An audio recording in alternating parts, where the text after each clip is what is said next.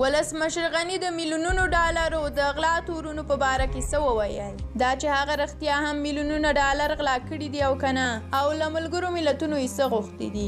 دا کولی شئ په دغه ویډیو کې وګورئ، خو له هر څه مخکې زموږ سوله افغان یوټیوب چینل درسره سبسکرایب کړئ. د افغانستان پر ځول شوي حکومت ولسمشر محمد اشرف غني یو ځل بیا هغه تورونه رد کړي دي چې ګواکې له کابله د وتلو پر مهال یې میلیونونه ډالر له ځان سره وړي دي.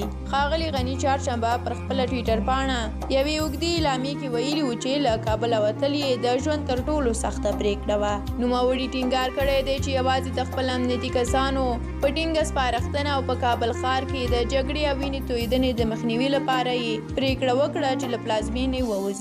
ښاغلي غني غوښتنه کړې ده چې ملګري ملتونه یا کومه بله مناسبه اداره دې پر د لګېدلو تورونو په اړه څېړنه وکړي او حقیقت دې معلوم کړي.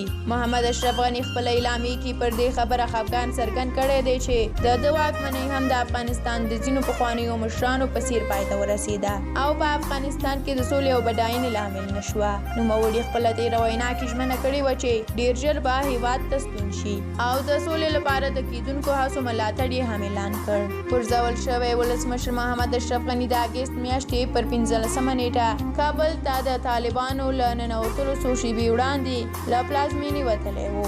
پر هماغه شپه نوموړي پر خپله فیسبوک پاڼه ولیکل چې په هېواد کې د وینې تویېدنې مخنیوي لپاره اړ شو چې له کابله ووځي. ښاغلي غني لیکلي وو که پاتې شوی وای نو ښایي د طالبانو په لاس وژل شوی وای او تاریخ به یو ځل بیا د پردیو په لاس د یو افغان ولسمشر د وژل کېدو شاهد وای. د راتلونکو څو ورځو لپاره د نوموړي ځای ناستی نه و معلوم او د برخلیک په اړه یې ډول ډول خبرې کېدلې. خو ښاغلی غني له کابله تر وتلو څو ورځې وروسته پر خپله فیسبوک پاڼه یوه ویډیو کې راڅرګند شو او اعلان یې وکړ چې په متحده عربي اماراتو کې دی. د اماراتو حکومت هم ومنله چې ښاغلی او د هغه کورنۍ ته یې د بشردوستۍ له مخې هرکلی ویلی. خپل ویډیویي پیغام کې محمد اشرف غني هغه تورونه هم رد کړل چې ګواکې له کابله د وتلو پر مهال یې میلیونونه ډالر له ځان سره وړي دي.